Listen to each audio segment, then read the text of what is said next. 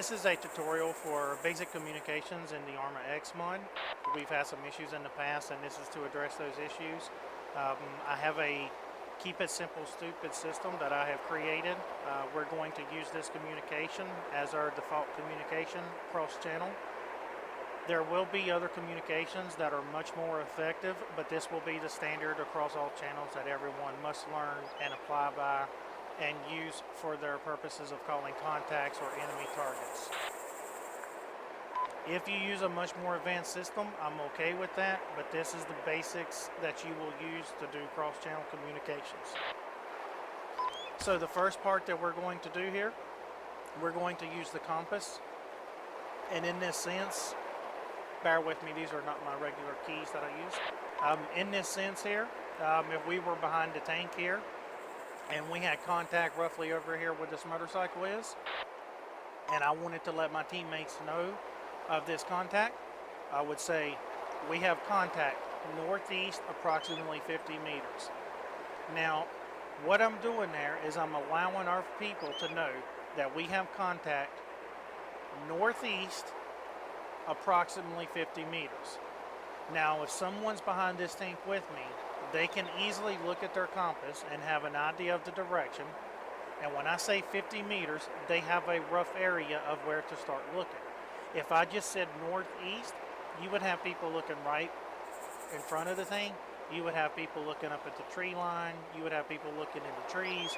And you would hear a lot of, I don't see the contacts, I don't understand.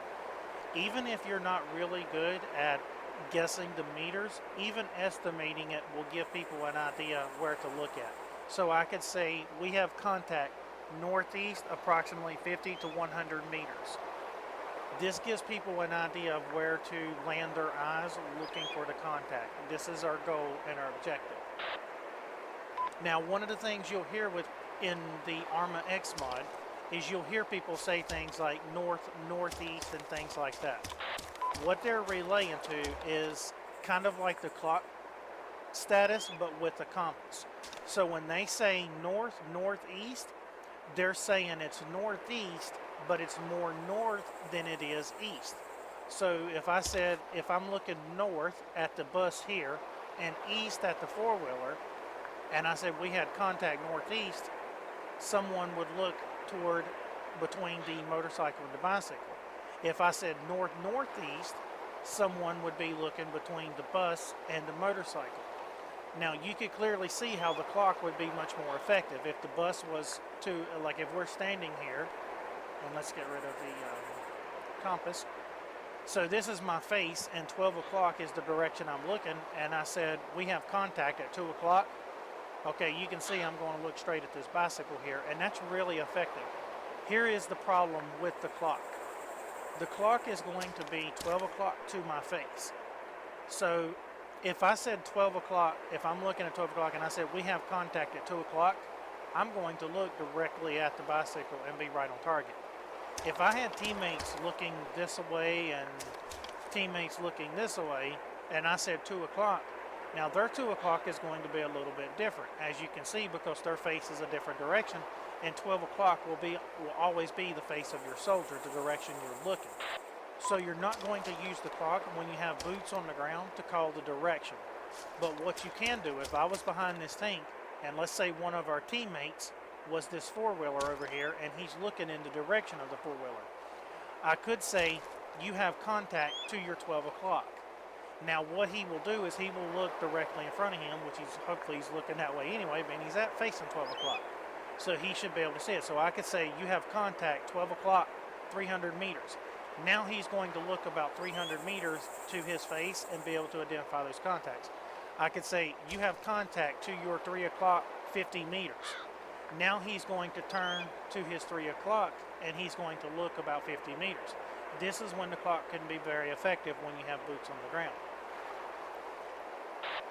You can see how this will be a much better and easier system for identifying contacts and where they're at. But I will tell you that using the compass when you cannot identify. Now let's say I'm on this side of the tank and I can't see my teammate over there. So now I can't tell which way he's facing, so I can't give him that clock information. And let's say we were taking fire from the bicycle area or roughly that tree line up in that area. Here I could hit my compass and I could say we have contact northeast approximately 50 to 100 meters. Now you can see if we're standing here and we look northeast, you can see we can clearly see it, and our teammate would roughly know over there as well, northeast. He would be able to see that on his compass as well and get eyes on it pretty easily.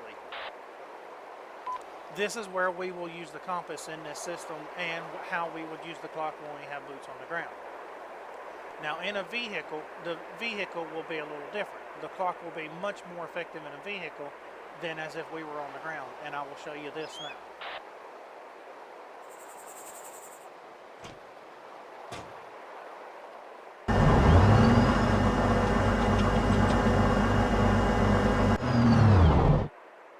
So here in the vehicle's face, the front of the vehicle will always be 12 o'clock. So now if we have multiple people in the same vehicle, everyone knows the front of the vehicle is 12 o'clock. So now you have more people that are facing the same direction. Now it will be very effective to call the clock versus the compass. You can still use the compass. Like I could clearly say we have contact to our east, and if you look at the compass at the top, the N is in the middle. That means we're in the north, and as we start turning, you can see the compass moving, and the east is now in the middle. So if I said contact east, we would turn and look this way, and we see the four-wheeler. This is how the compass would work, and you can see how very effective that would be. But now in the clock situation of this, you can see how much more effective it would be.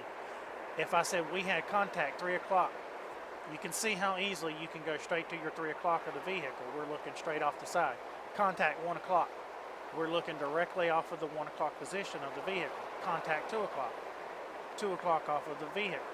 So here you can see how much more effective it would be, especially if the vehicle was spun around in a different direction and we're pointing and we call, we have contact to the 6 o'clock of the vehicle.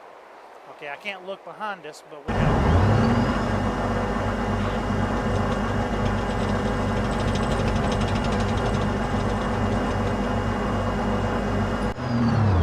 Sorry about that. Now you can see we have contact 12 o'clock to the vehicle. You can see we've got another vehicle. We have contact 3 o'clock. You can see we have a heli over here. And this is the same situation. Even though I've spun the vehicle around, everyone is still facing the same position. So when I say contact 2 o'clock, you can see we have the SUV. You can see how much more effective this will be when you're in a vehicle. And the clock starts with 12 in the front, and it goes around just like a real clock. 1, 2, 3, 4, 5, 6, 7, 8, 9, 10, 11, 12. And 12 is directly in front of us. You can see how much more effective. So in this sense, you would be contact 3 o'clock, 50 meters. You can see what we're looking at here. Contact 1 o'clock, 50 to 100 meters. So you can see here how we're looking. You can see how much more effective this will be.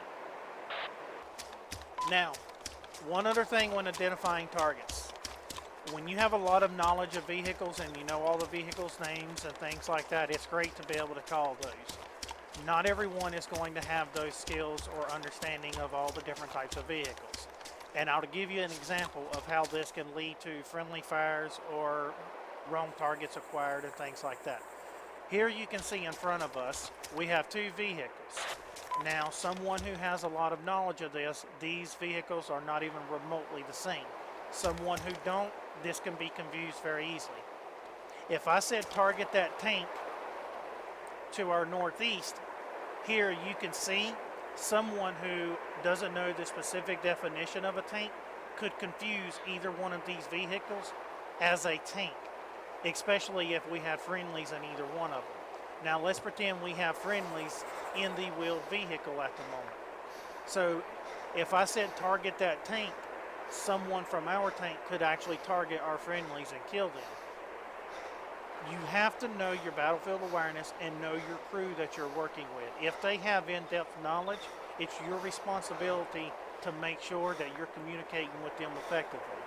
So if I know I have people who do not know all the classifications of vehicles and things like that, in this situation, I would say target the tracked vehicle. You know this is a tracked vehicle. You know this is a wheeled vehicle. You can see clearly how they would be able to distinguish that even if they didn't know the classes. If they have more knowledge, I could say target the M1A1 or target the LAV.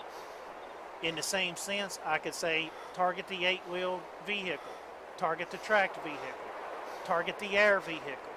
In those senses, people are going to be able to get a better understanding of it if you leave it in that situation. That will help a little bit if people don't understand the class names.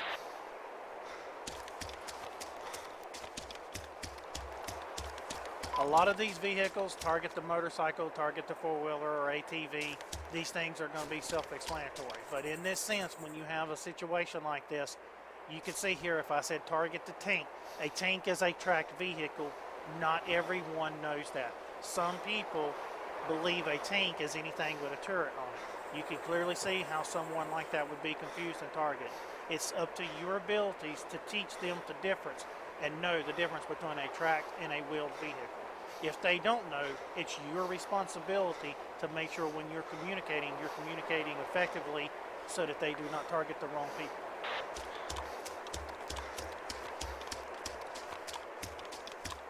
Now we will discuss the rules of engagement. The rules of engagement for the ArmA XMod server are pretty simple. You must identify the contact 100% before firing on them.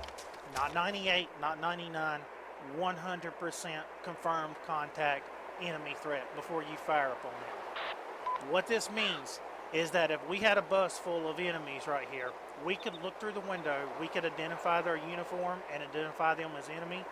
That's 100% confirmation. We could shoot this bus and blow it up. If we could not see the people driving this bus and we could not confirm their uniform and confirm their enemy, we will not fire on them until we are fired upon. In the same situation, let's take the M1A1 or the tracked vehicle to our northeast here. We cannot identify the people in that tank. So the first attempt to identify who is in that tank and whether it's a threat would be a communication call amongst the channels. If communications fail and you have no response from the people in that tank, for several reasons this can happen, you still will not fire up on that tank. If you can confirm 100% they are enemy, you can shoot first. If you cannot, you must wait on them to fire at you before you return fire. It's that simple. There shouldn't be any questions about that. If you cannot identify the enemy 100%, you must wait until you are fired upon before you return fire. No ifs, ands, buts about it. This is a clear black line. Do not cross it.